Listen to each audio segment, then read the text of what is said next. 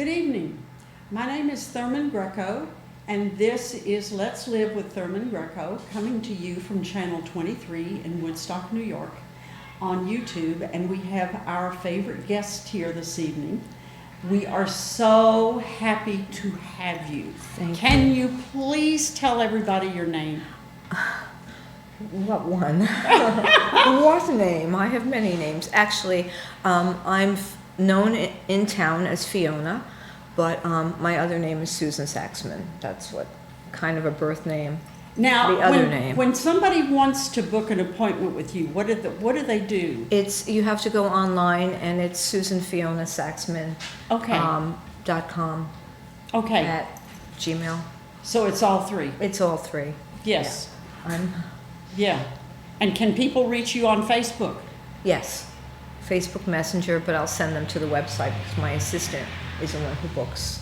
He's a little bit strict as far as how many people we can put in a day, because he's my son, and the secret's out.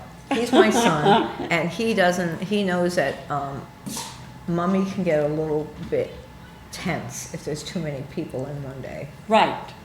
Mommy gets a little loopy if there's too many people. Right. So he's control of He's that. trying to be protective. He's like the keeper of the gates. That's good. He's like Cerebrus. You need a keeper of the gate. Yes, he is, do. but he gets a little stern with me. Like I come home, like today I came home and I had 3 extra people I slipped in, and I give him the slip. He's like, "You are overbooking yourself." Yes, he talks like a Victorian gentleman, but that's a whole nother story. Yeah, so it's tough because it's hard not to book people when they're requesting so much. Well, And I don't advertise, by the way. I do not advertise. They find me. But this is kind of advertisement, I guess, in a way. But I don't really think so. Not really. I see this as know. different.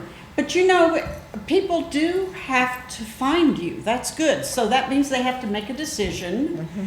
and then they have to follow up. They have to follow through, which is an important thing. Well, I'm a little, like, on Monday I checked my emails, and I have a man that's, I hope to God he's just not coming to see me, but he's coming from Texas. Wow. And I get nervous about stuff like that, because how about if it doesn't work?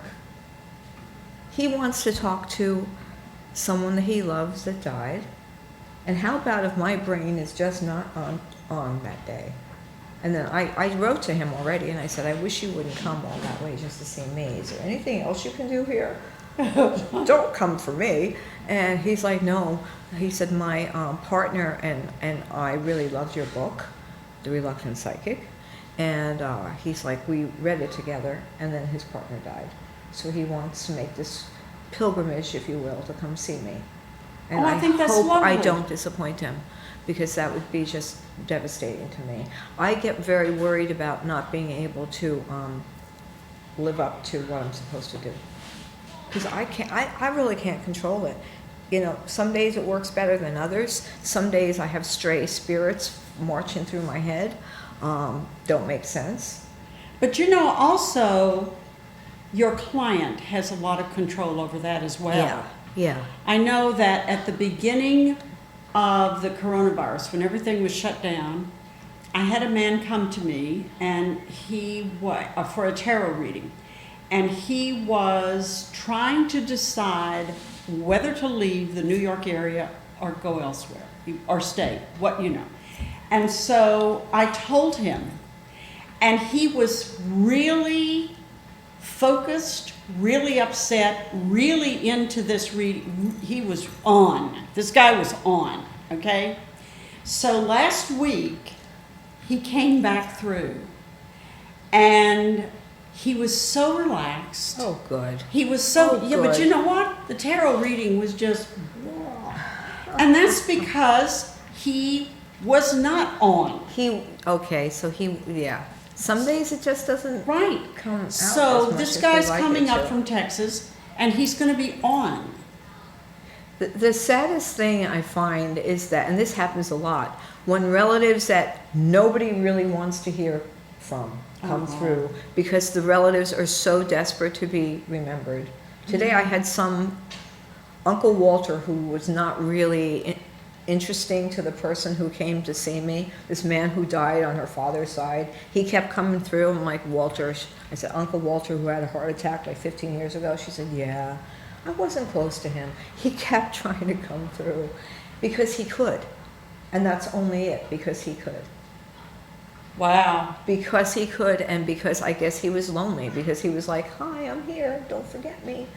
The thing with me is, and people who know me and how I do this, I deal exclusively with spirits. I'm a spiritualist. I don't deal with, I don't have gurus, I'm not particularly religious, I don't have a great deal of there's angels out there, there's other stuff, there's whatever you choose to believe, you're probably right. But I particularly, before a client comes in, I go from reading a book, I'll put a book down and then go right to them. I don't meditate, I don't I don't burn candles, I don't pray, I don't do anything. It's just I go from that to that. It's almost, it's just changing from one reality to the next very quickly. So it's I leave myself open for whatever spirits are going to come through. I don't get any bad ones. I get annoying ones because, people are annoying, and just because you're dead, that doesn't mean you're not going to be annoying, because you are. Not you. I look right at you. Yeah. That is so cute. It's just because you're a pain in the ass when you're alive, it doesn't mean you're going to be. You're Nobody not. becomes an angel. Angels are always angels. They're elemental beings. They've never been human. Humans are always humans, and humans are, frankly, they're pains in the neck, or whatever other pieces of your anatomy that you would like to.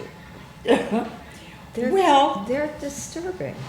So At that's times. what you're dealing with. And All if they the keep time. wanting to come in, They come in, the pushy broads, I almost said, pushy ants coming through.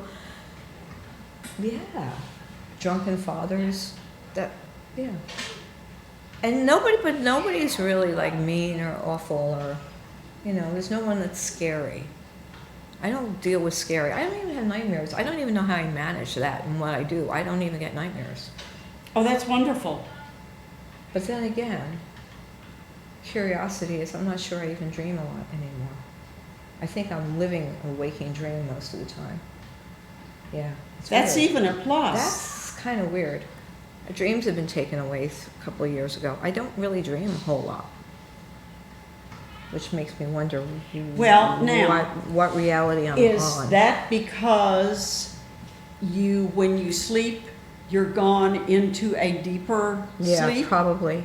The astral realm. You're the etheric realm. into this level of sleep. So if you're not dreaming, it's not that you're not, it's that you're at a different level And of I sleep. wake up at 6 a.m. every morning. It's phew, right Wow. out of bed. Absolutely, and I'm raring to go. I hardly sleep. Yeah. It's like I'm fueled by something. That's wonderful. It is. I have a lot of energy, that's for sure. Even though what I do could be very tiring at times. I don't like to do 3 people in a day. One thing is, when I did get sick, I was able to cancel some days with 3 people in that. I knew I could not have even considered going back and doing them or rebooking them. But I am reading a lot, and I hope I could even describe this correctly. I'm reading a lot about quantum physics, Einstein's theory of block existence. Have you ever heard of that? Yes. That the past and the present are real, the future doesn't exist at all. We can't ever predict the future. It's not viable in any way. But the past and the present are with us all the time. Oh, that's fascinating. Yeah, there's all kinds of different theories on quantum physics, but it all goes back to the same thing. Even going back into the 1500s, all time is happening at once. Time is not linear. That's why predictions are accessible, because we're tapping into a time that is there, it's just not a whole lot of people believe enough to be able to tap into it. Well, let me ask you something. People come and see you, and they visit, you access a spirit from the past. Mm-hmm. And that gives them an entree into the future. You know, the spirits don't really tell you about the future. So what are they? What is the What do future? people come to? What is the focus? Well, it always comes down to love and money. Okay. Always, always. And maybe asking about their children. And of course, speaking to people who have passed, loved ones who have passed. So if spirits come in, does anybody say what's going to be happening in the next 6 months? Yeah, there is a lot of future So things. they do access the future it's not through the past? really the spirits who do it. I think it's being able, whether it's me or the collective of me and the client there who are sitting in front of me, because I don't do readings by electronics Right. at all. I think it's the two of us together are able to access a future, because I see everything in like a movie in my head. So it's like being able to see a preview of coming attractions. And to me, it's very much like a movie. And I see like pieces of a probable future. Now, free will still plays a part. You could change free will. But I wonder if it always reverts a little bit to that. I almost said you can change free will completely, but I'm always a bit unsure about that. Another weird thing, I don't know if we talked about this before. Every time I predict babies, and I have often predicted babies, pregnancies, births, you know, good things with babies, bad things with babies. But when I predict children in the future, I never see them as babies. I see them as like 3 or 4 year olds. I never see the that's actual interesting. babies. I always see them already as like walking toddlers. I don't know why. It's like we're that far into the future. If you see them as children and you see them as toddlers, then you see them as humans that can talk to you. Yeah, but they never really do. Oh, that's It's interesting. like I'm watching a movie and it's silent. But I see them. I get a feel of them. That's interesting. It's really interesting because there's a whole part of my brain that's awakened during the readings that does not happen on an everyday level. And through the years, and I've been doing this for a very long time, the types of people who come to me are very, very varied. You know, it's not when I started a long, long time ago. We had a lot of the housewives and desperate girlfriends and that kind of thing. Now I got, you know, surgeons and psychiatrists, psychologists, science people, doctors, nurses, people who are very much into the whole study of the mind. What are they asking you? They're kind of fascinated about how it all works. So they're there trying to figure out how you do what you do? Yeah, and I think that they know that this is not something it's certainly not just me. I really believe that anyone has the ability to access this. I blame this weird thing that I do on how I was raised and my pure belief that this was real since I was a really little baby child. I always believed that this was real and this was accessible to me, that the other worlds were just there. And I was never alone because there was always these other entities around me. Have you spoken with other psychics about this? I don't tend to, this sounds so snobby and please forgive me. I don't really connect with other psychics. I'm kind of a lone wolf. There's a lot of them, not all, are very set in the way they do things, and I don't follow rules. I'm the rebel. I'm the punk rock psychic. I do not follow their rules. They have the way that they've been taught and everything, and I go against it all. Well, what this says to me is that you learned this at a very early age, and it has developed with you as you have matured. And, that's how we learn a lot. I mean, we learn a lot before we're a year old. It's changed. I remember, now this sounds almost creepy, but I could swear to you on anything that's dear to me's life. When I was a baby, and my mother was not nurturing and she was not nice, but I remember her giving me the bottle as a child, and I was in her arms, and I hardly remember ever being in her arms, but this particular time, I remember looking up in her ear and thinking, oh, that looks like where bats live. It looks like a cave. Now, how young was I to have that thought? Pretty young. Pretty young. And I knew about a bat cave, and I also remember, and I even wrote this in my memoir, that I didn't want my family to hear me talking in my real voice, so I had to pretend to speak like a baby, because my real voice would frighten them, because I thought like an adult. I had this other voice in my head all the time. Have you ever shared this voice? I think it comes through in the readings. And we'll get even stranger now, so we all could even wonder how insane I am. That the person who does a reading is very different than the everyday Suzan. Absolutely. Absolutely. It's completely different. I feel the difference when I sit down at the table.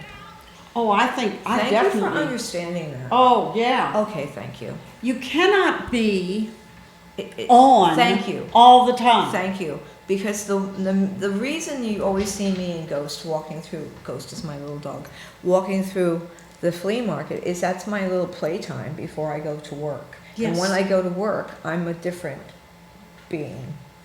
I'm totally different. Even the words I use is different. For me, this is the same process that I observe in writers and painters and musicians, and I'm going to say psychics, because when you get ready to ply your craft, you have to get ready to ply your craft. And so writers, before they begin to write, they do things. I know before I begin to write, I walk. Okay, good. And artists, before they get ready to put things on the canvas or whatever, they have to get out and get attuned. There's I do a therapist that I see who sees me. She said that the 3 psychics that she knows, that she has worked with, they all have what would be described clinically as disassociated. Is that what they call it? Yeah, it's like a fragmented personality. So then what you do and what artists and musicians and painters do is okay. And that's fine. That's nice. What was the word? It's not a problem unless you consider it a problem. It's not a problem. It keeps me sane. Sane, should I say? Well, it's a process. It's a process. It's yeah, and hey, it's been working all these years for me. But I have a better understanding now, and I'm not so prone to, we live in a world because people are so desperate for a belief in something, whether it's spiritual belief, they're gurus, all these people wanting mindfulness, whatever. What is that anyway? Yeah. My mind is always mindful. Yes. I don't need to be taught how to think. Anyway, but that's that rebel in me coming out. That whole thing is, we live in a world that is desperate for magical thinking. And for what I do, I'm incredibly down to earth about it. If I see something happen, I'm not like, oh, it's a message. No, it's not. It just is. You know, I'm not walking around being easily distracted by messages from the beyond. Weirdly enough, I'm not. Oh, I think that's important. Yeah, I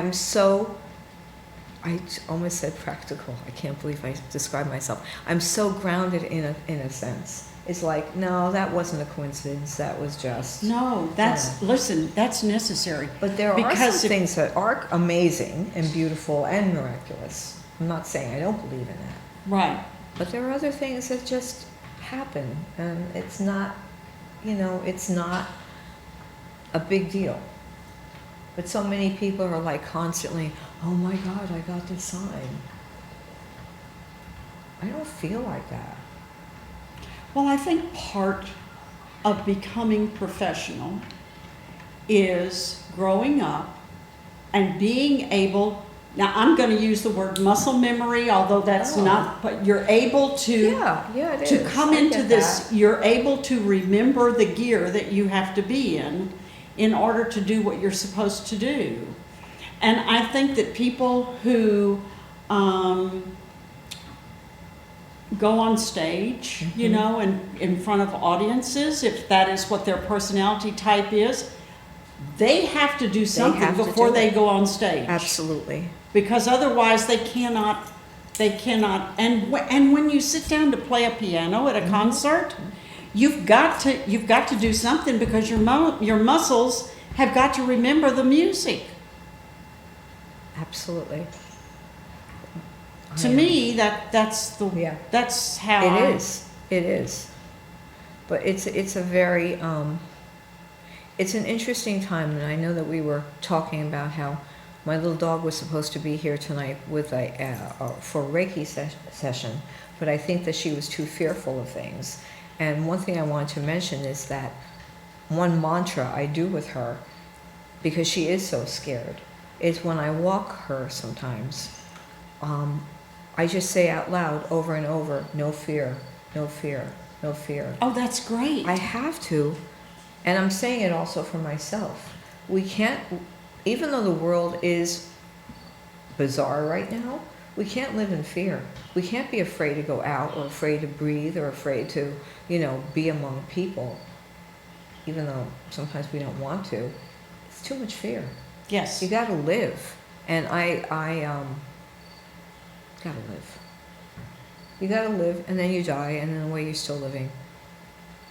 In a way. Well, I think one of the things that's been happening in our, I'm just going to say Woodstock because I think it's been happening It's changed, everywhere. yeah. But this Yeah. is the Oh, this it's is definitely what I changed. know is when we first started off with the Mm-hmm. coronavirus, everybody was afraid. And then we became comfortable with the idea that out in the open, that we Yeah. are safe. Mhm. And so we are learning to live feeling safe in a psychic cocoon. Well, there's definitely a cocoon. That is our bubble or whatever. yeah. That is going with us throughout the day. And I Feel think it. that's, You feel it too, don't Yeah. you? Yeah, there's definitely is a cocoon. I think that's how we're going to survive. Because it's not going back. Oh, I it's don't not think. going to go back. It's never going to go back. And it's also, don't really I feel more disconnected from people than ever. But not necessarily lonely. Never really lonely, because never alone, really. Never alone with my brain. No, no. Have to chase some people out now and then. Well, not only that, I think people are disconnecting themselves from other humans Yes. because that's the protection that they have. Mm-hmm. If I can disconnect myself from the humans on the sidewalk or the humans in the park or the Yeah. humans whatever, Yeah. then Yeah. I will also be protecting myself from the germs. I mean, that's really what it's coming down Yeah, to, it I is. think. It is. I still want to travel. I still want to go back on my plane and go to England. I love it over there so much. I haven't been there. Do you see yourself going anywhere Mhm. soon? Yeah, I was hoping to go to England in the fall if I could, even though my son is like the bearer of doom. He's like, it's got, polio and all kinds of things and monkeypox, and Has I'm he like, I'm has fine. he had have you gotten him vaccinations? Yeah, I'm not afraid of it. I'm not Right. afraid. That's the whole thing. Everyone's so fearful. Right. It's a fear thing, and I understand why, but it's not, to me, Do you know how long you have been unafraid? I don't think I've ever been afraid. Me either. And I could honestly say that. I'm not saying it to be like tough. I've never been afraid. Me, You can't go through, never. you can't have this life and have to do everything by yourself and survive yourself even through childhood by yourself and be afraid. I've never been afraid. I've traveled everywhere around the world by myself. I've been to amazing places, but by myself. And I deal with spirits every day. How do you take a person who is afraid? Because I encounter people who are afraid every day. I mean, at least twice a week I encounter people who are afraid. How do you take them and try to get them off that dime of fear? They have to do it themselves. It's very, very hard. I don't So there's even, no anti-fear exercise or breathing? I don't think or, so. No. I'm not the calmest person and stuff at all. Well, but calm So and calm, I get anxiety trying to deal with people like that. yeah. I just get, it's frustrating because it's all fear. That they have, yeah, and it's uncomfortable. Well, I feel other people's emotions so strongly. And after a while, I've learned just to block it out and walk away. And sometimes I appear cold because I'm able to walk away, like block. It's a disassociating thing again. Well, you have can't to. you can't You have have to. yourself open to everyone all Nope. the time. No? No, No. nobody can do that. Yeah. And I think the people who have not learned to do it, that's one of the problems that they have. I don't even cry anymore. I feel like, I always felt like a reptile saying that to you. I No. don't cry anymore. I feel like very, not shut down, opened up, but just like not, like, there's a strange control, like detached from it. Except for animals. I feel more connected with them. Well, But they're but we different. have to be disconnected at some point, or the chaos that is surrounding us is going to take over, and it has taken over for some people. Yeah, it has. But you can't, I always tell people, one thing that's important is, you could always tell the ones, and I'm sure you can too, the people who go to sleep with the television on. And all that goes into their subconscious at night. And they're sleeping with all that news in their head. And then they wonder why they're so tense in the morning. I mean, doing this kind of work is sort of like being a psychiatrist too, a psychologist, a therapist, everything. And I don't have the credentials for that at all. But the information comes out just the same. Listen, I don't think it takes a lot of credentials. I do think it takes maturity, but I don't think it takes a lot of credentials to tell people to cut off the TV. Cut off the television. Insomnia Turn your is television. huge. Yeah, and turn your television off because it's filling you with poison. Right. Insomnia is gigantic. And I tell people come to me every week because of insomnia. I'm actually beginning to write a book on insomnia. Really, that's very yes. interesting. I've got several chapters, and it's going to amount to Ooh. over 100 different things you can do. But the first thing is you go into your bedroom or wherever you sleep, and you just start getting rid of the things that the electrical. You just get rid of the little the little lights that go this, Absolutely. and the TV that never shuts Oh my up, God. and the radio, and the And the Wi-Fi. The Wi-Fi Wi-Fi, the and the 5G phone, yes. has absolutely affected the readings. yeah. And I don't know whether, once again, if we talked about this before, back in the day, back when I was young, the readings were when spirits came through, when people came through, when information came through. It was slower, it was calmer. Now it's like a subliminal slideshow that's going like this quick. That happened more so since they put the 5G up. Oh, really? Yeah. That's interesting. Now, hey, our computers are running faster. Oh, Big deal. Yes, they But are, and so is I my don't- brain. Yeah, no, I don't. And yeah, I they don't are think going that fast. Woodstock would really listen if I went and I said, "Excuse me, my readings have been affected. My dead people are coming real faster." Boy, they would really love that coming from me. Maybe some would listen. I don't know, but it's changed that. I had a really interesting person this week. Once again, I can't remember if it was a woman or a man, who asked something about. Yes, it was a woman, interesting, from Boston, who asked if it was going to be, if I thought there was going to be, almost like the uprising of the robots, like the technology is going Yeah. to take over, and I said it's taking over right now. It may have to fall in order for us to live again, which goes back to almost like the bardic tradition, of sitting around campfires and telling stories. I know that's going very primitive. But hey, the grid may have to come down. Well, sitting around and telling stories is an extremely important Yeah. method for healing that has been going on since human beings developed a language. Absolutely. And now, Since the beginning of time. and now all of a sudden we think that technology, because it's happening faster, it's most important. I've seen so many young people walking around with their phones in front of their faces. It's sickening.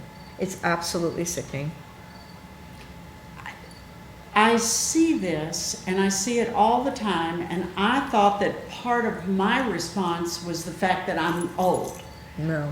And so I'm just an old lady, therefore when I see these people doing this, I want to go up to them and tap them and say, hey, get rid of that one. And they're not going to. They're never going to go. They're never going to put that down. Unless it all, When it collapses, When it what are they going collapses, to do with nothing? they're going to be useless shock. because they can't. I don't even. When I sit and read a book outside where I live, they look at me like they've never seen a book before. It's amazing. I swear that people look at me like I am an oddity, I'm sure, but they're like looking and whispering and looking. Same old thing I had since I was in kindergarten. They're looking, whispering. And it's like, Well, little do they know. I'm a lot weirder than they even imagine. When it collapses, because people have been talking about 5G collapsing for a long time, and I haven't paid any attention to it either way, but when it collapses, nobody's going to be able to get from A to B. Of course they can't. Because it's the GPS that we all use. Oh my God. Didn't we used to just think? We don't do that We anymore. don't think anymore. We don't think in terms of getting someplace. Now, we do think, but not getting to a location. What I find charming, and I'm very grateful for the people who come see me, is that what I do is almost, pardon me for saying this, it's almost like the second world's oldest profession, the oracle. Because I don't use technology, whatever. I let them record on their phone. Fine. I used to supply the cassette tape like 100 years ago, back in the day. They don't even make that anymore, probably. But we're not dealing with technology, and it's really nice. And they come to me. I'm not like a machine that they put, not yet, but maybe one day people, after my demise, somebody will stuff me, make one of those glass boxes and put some money in, like a Zolar. That's a good idea. Maybe we'll do that. But it's like they're coming and they respect the old ways, the very old ways. You know, that's true. I The hadn't old looked at, I ways, had not the looked at old it ways that way. of like the Right. ancient Greece, Yes. the Greeks, the ancient, like back to the beginning of time. Absolutely. Isn't that amazing? Yeah. We're going They're back to our backwards. origins. Yeah, and they don't. I don't even think they realize what they're doing. They're coming and they're seeing the oracle. My friends, the few people I joke about this with, I call myself the oracle has spoken. They call me the oracle because it's sort of like people are retreating back to, we come to see the oracle, and they're like, really? I feel like I'm the oracle of Delphi. That's wonderful. But it's interesting because walking around every day, I don't know what I'm doing. I could barely make it across Mill Hill Road to go to CVS without getting squashed by a car. Well, I don't think that's your fault. I think the Too people many that are, trucks. I think that so many people now can't drive. No. But I mean, it's so interesting how these people have a very respectful way. And it reminds me back, and here we're going back into, the early 80s, late 70s in England, when I would go reading in the pubs. And I was quite young, very young actually, and I would just be reading for donations for like pence and stuff. And the old men would have their caps out, they'd tip their hat to me, and they'd sit there and they'd throw like pences at me. And it was very Dickinson. It was very Dickens. And it was one of the happiest times in my life. It was very like old. It was like Victorian. That's wonderful. Yeah, and I have this flash of like, just, they're coming and they're like tipping their hat. And it's like, I think I've been doing this forever. I guess I have actually. But it was the first time ever that I felt like really respected. Like I was doing something important and people were like, God bless you. Really like sweet. And that must have been 1978, 79, 80, something like that. And even the punk rockers with their mohawks, hence, this is why I ended up like this, in homage, they would come around and be like, it was and that's why I love England forever. They were my people. That is amazing. Mm-hmm. This takes a person. So when a person comes to you for a reading, they're actually going back to their origins. They're going back to the old, the Druid ways, the old ancient Greeks, Yes, the oracles, absolutely. the old the rune stones, the Vikings with the runes. It's all the same. You know, I used to, and I'll probably go back to it now, do psychometry, which is just holding of objects. I don't really need the car. I don't even know. I can't see anymore. I just don't even see them. I just feel stuff. Now I've had, and I'm sure you've had this stuff too, people have brought me everything from bloody shirts of shot victims to bones. Here are my husband's bones. Yeah, that she dug up or found somewhere. Of course, dead animals, pieces of hair from dead people, ashes, huge urns, everything. I've had the weirdest things on my table. What else have I had? Some When teeth, you pick up bones. When you pick up a bone or pick up some hair, or you hold a shirt, a bloody shirt, how does it talk to you? It brings me to the moment of their passing. It always brings me to the moment of their passing. Now, one story that I think it's still in the courts right now in Pennsylvania. There was a mother and daughter who came to me that their son was murdered. And they wanted to find out by who. And see, the images that come, it's like putting together a jigsaw puzzle, because they brought me his shirt. I think his name was Josh. I have a little picture of him in my store. I kept saying he saw a tiger. The last thing he saw was a tiger. And I thought it was a tiger shirt. Turns out his girlfriend, who was really, really nasty, has a son who has a tiger tattoo right there on his neck. Oh, wow. And apparently, the image I got when I felt the shirt was that the son was beating him with a baseball bat and dragged his body from his bedroom into the kitchen. They were trying to pass, the girlfriend was trying to say that an intruder came into the house and killed him, or somebody they didn't know. And I kept going, no, he saw the tiger. The son now with the tiger tattoo is now in prison in Philadelphia. Wow. Can't bring Josh back, but Josh is happy. I just saw him in my head going. Yeah, so now we just have to get the proof that the girlfriend had something to do with it too, because she also emptied his bank accounts.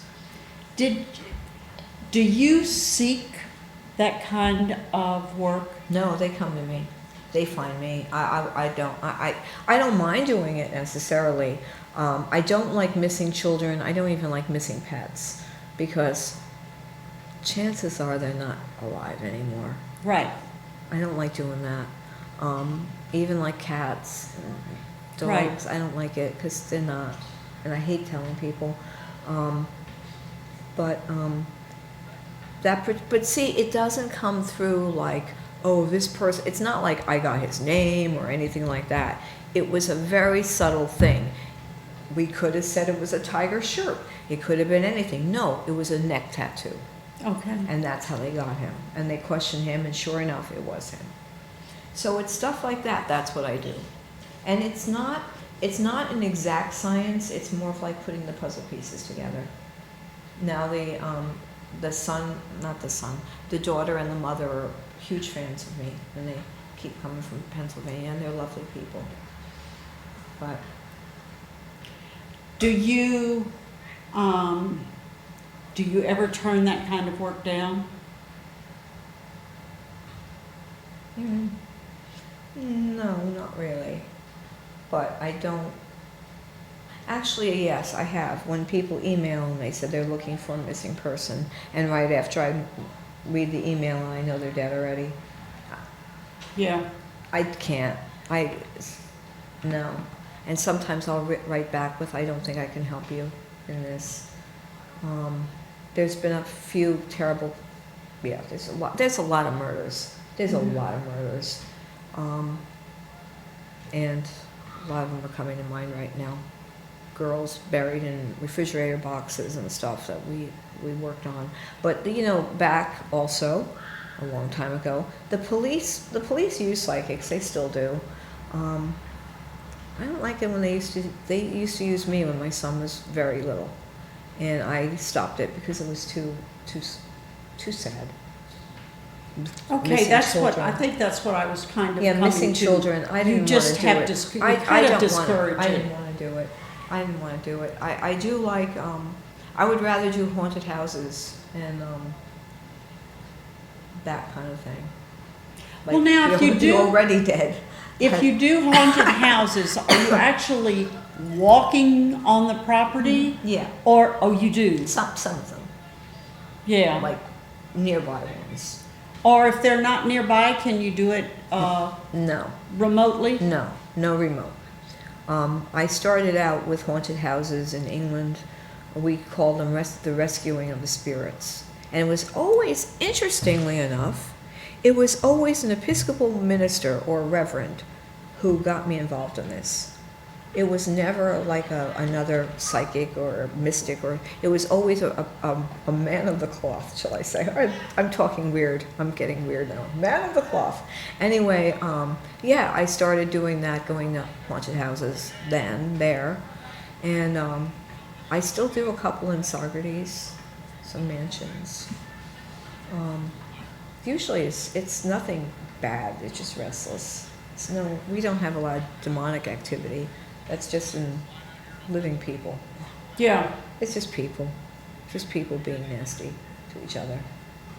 I would imagine that this area, being the Hudson Valley, that there are a lot of It's a abandoned lot of properties? haunted. Well, you know, the biggest haunting places, of course, is our churches, jails, and sanitariums, hospitals. Right. And I'd like to investigate more. I'm not afraid of any. I surely am not. I'm not saying this to be like, but I'm really not. I like it. I like doing it. But there's only so much you can do. I mean, you're not going to get them to leave necessarily. The spirit, it's not actually even the soul of the entity that's there. They've moved on. It's just the electrical energy it's like stuck. Yes. It's like a stuck energy ball. That's what the orbs show up, that can't like move on. So you see the orbs? The orbs, I've got a lot of orb pictures. People take pictures of me in orbs a lot. Orbs come around. It's interesting when one of the first, and I probably can dig it up for one of these times, I don't have it now, but back in the day, Polaroid cameras would pick up a great deal of spirit Right. photography. You remember that, right? Yeah.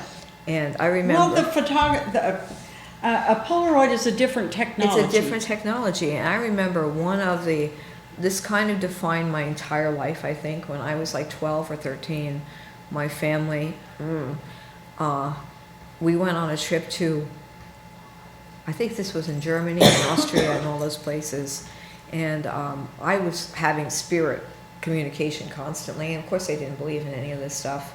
And I was standing outside of Heidelberg Castle, and I was a very little girl, very short, very small, and standing next to me with a Polaroid camera was this giant spirit that was just kind of looking and standing over me. And, you know, it wasn't scary necessarily, but it was distinctly there. We took about 3 pictures, and he was there each time. And I think, and then my mother tried to take the pictures and hide them from me. I found them again. I think I still have them somewhere. But it was kind of like I was a magnet for this for as far back as I remember.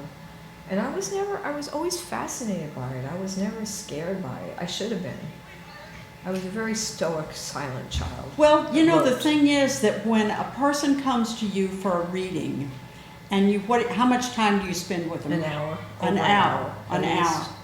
So you complete whatever it is, it's during that time.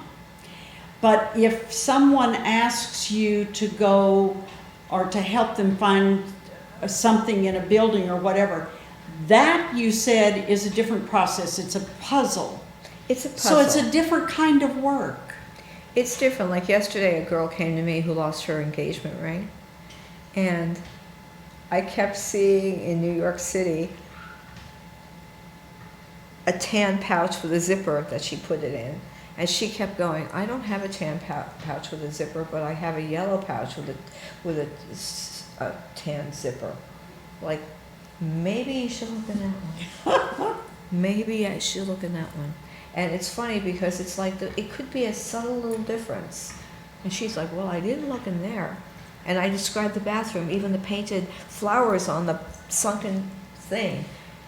And she's looking at me, but she's like, I looked. I said, but maybe look again. Things do reappear. But it sounds so far-fetched. But that's what I kept getting back at. My mind kept going back to it. So I told her, hey, when you leave, let me know if you find that ring. But I kept going, it's a flesh-colored thing. She said, I don't have it, but I have a yellow one just like that. Oh my God, it's so frustrating sometimes. But it's what I do. What else am I going to do, everybody? This is all I do. You describe what you see. And yes, it could be wrong. And it could then be off. It's a process of neuro-linguistic programming. In other words, it's a process of selecting words that communicate with them. So she wanted, in her brain, she wanted a different word, I think. Yeah. Well, you know what this always is, and I always try to tell people, it's not like I hear things here, I hear it back here. There's a part of the brain I'm receiving, and it's not up here, it's back here. So if any doctor wants to, like, I don't know, slice open my brain and figure out what this part of the brain is, does anyone know? Do we know a neurologist? So that's where you go Everything from comes there from here. to the language. It goes from there Yeah. to the voice. And then, That's kind of a hike. and another thing that's always kind of curious, and I don't know why it works this way, when spirits come in, fathers stand on the right side, mothers are on the left. Do they stand together? No, not in my reality. It's like That's almost very like it reminds me of a wedding when the groom has one side and the bride has the other. The fathers come right, mothers on the left. Now that's just probably me. Well, is it you? Are they together in their current? Maybe wherever they are, maybe But they're not when they come when they to come visit. through. Everyone comes through very single. Nobody ever says, I'm in heaven. Maybe there's a heaven. I'm sure there is a heaven of sorts, whatever we believe, but no one ever says, I'm in heaven. They're there. They're watching over the living. They're watching over their loved ones. That must be very frustrating. I mean, I wish, I have belief in life after death of sorts. It's not life as we know it, it's existence after death of sorts. This whole job hasn't given me a lot of religious belief. Like, it's interesting though, isn't it? I should be very religious, but I'm not. It's almost science. I'm lacking. Well, when you go with the I'm lacking religion, then you're looking theology. when you go with religion, then you're looking at dogma. I'm not. I don't And feel you that. have no dogma. I have no dogma. I feel like if I have Buddhists coming to me, I've had Muslims come to me. I've had Hindus who said they're not supposed to talk to spirits, which is odd that they should come to me. I don't know why they are, but there's all kinds of people, and I think whatever people strongly believe is true. We create our own gods. God is created by us, all the gods, and we give it existence. So what happens if somebody comes to see you and they want to have a connection with the grandfather or whatever? Oh yeah. And instead of the grandfather, you've got Cousin Mary. Cousin Mary will probably push her way through, but we have to eventually get the grandfather. You do? Usually what happens is I ask for a picture of him then. And still they may be contrary and not want to come. But They're something contrary, comes. They're not. Yeah, sometimes some big old fat cat will show up. Oh, that's great. Animals always come. I love that. That's the best. I love that, and I love it when it's an unexpected animal that, like, people forgot from childhood or something. Oh, that's wonderful. Isn't it wonderful? You And just made my day. People come and see you and whatever animals they had. from childhood, and Oh. people often say to me, like, well, I didn't have that dog since I was a little girl. The dog doesn't know it. The dog still wants to come through. It's still your dog. Oh, I think that's luscious. I had a person today who really, was it today? Here we go, the time thing, who was sad that her cat had passed, and the message that came through from the cat was, he wants to come back but not as a cat because he can't go places as a cat. And she started laughing. He wants to be a dog.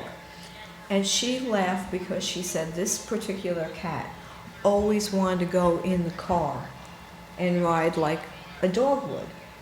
And she used to say, you can't come in the car, you're a cat, you're not a dog.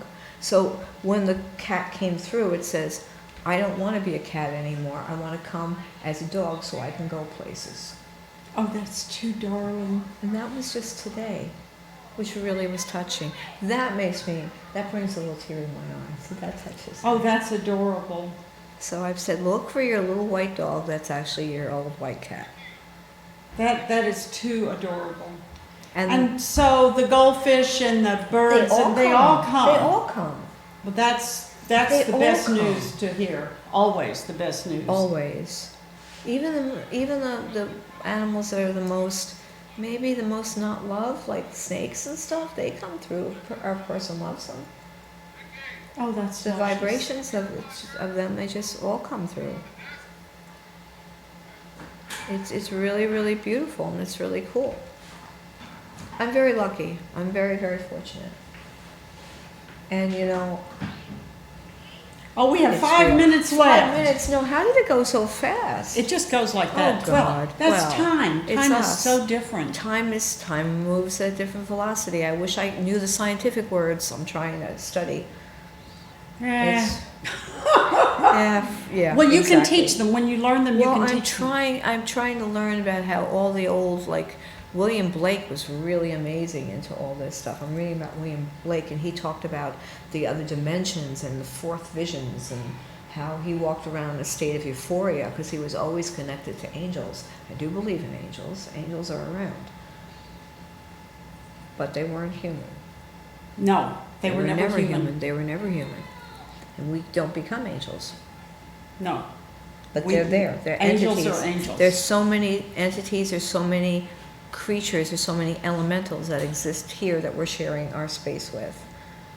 I think if people were aware, they'd be amazed. But they're too busy looking at their phone screens to notice. Is your business picking up, or is it? Oh my God! It's so busy. In spite of the screens, in spite of the screens, They have to see the oracle. They have to. It's like going back in ancient times. The screens have not stopped them. It's busier than I've ever been in my entire life. That's because they need to get rid of the screens. Yeah. And, you know, it feels kind of, I couldn't even begin to advertise. If I advertised, I think I'd, Oh, wow. if I did phone readings, or if I did readings on online, I'd completely lose what's left in my mind, because I would be doing it continuously. All the time. I can't do it. You have to have space. And you know, healers are the same way.